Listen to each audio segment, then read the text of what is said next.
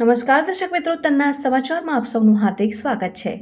સમાચાર પર કરીએ નજર। થાનગઢ શહેર અને તાલુકામાં ક્ષત્રિય રાજપૂત સમાજ દ્વારા થાન મામલતદારને આવેદનપત્ર આપવામાં આવ્યું। મોટી સંખ્યામાં ક્ષત્રિય રાજપૂત સમાજના લોકો દ્વારા મામલતદારને આવેદનપત્ર આપીને મૌખિક રજૂઆત કરવામાં આવી કે પુરુષોત્તમ રૂપાલાની ટિકિટ રદ કરવામાં આવે અને યોગ્ય કાર્યવાહી કરવામાં આવે। થાનગઢ શહેર અને તાલુકાના ક્ષત્રિય રાજપૂત સમાજના ભાઈઓ દ્વારા પુરુષોત્તમ રૂપાલાના પુતળા દહન કરવામાં આવ્યું। ક્ષત્રિય રાજપૂત સમાજના મોટી સંખ્યામાં લોકો એકઠા થઈને પુરુષોત્તમ રૂપાલાની ટિકિટ રદ કરવામાં આવે તેવી માંગ કરવામાં આવી। પુરુષોત્તમ રૂપાલાના નિવેદનને લઈને સુરેન્દ્રનગર જિલ્લામાં અને તાલુકાઓમાં મોટા પાયે ક્ષત્રિય સમાજ દ્વારા વિરોધ કરવામાં આવે છે।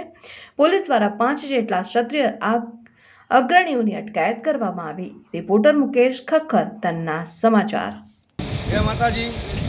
આજરોજ થાનગઢ મુકામે જે રાજકોટ લોકસભાના ઉમેદવાર પુરુષોત્તમ રૂપાલાએ ક્ષત્રિય સમાજ વિરુદ્ધ અભદ્ર ટિપ્પણી કરેલ છે, તેના વિરુદ્ધમાં સમગ્ર થાનગઢ ક્ષત્રિય સમાજ નિવેદનને વખોડી કાઢે છે અને એ નિવેદનના વિરોધમાં આજરોજ મામલતદાર કચેરીએ આવેદનપત્ર પાઠવવામાં આવ્યું છે।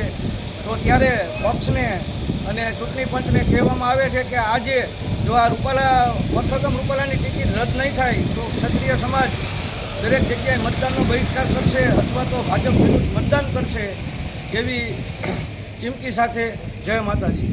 પુરુષોત્તમ રૂપાલાની ટિકિટ રદ કરો, પુરુષોત્તમ રૂપાલાની ટિકિટ રદ કરો, રદ કરો।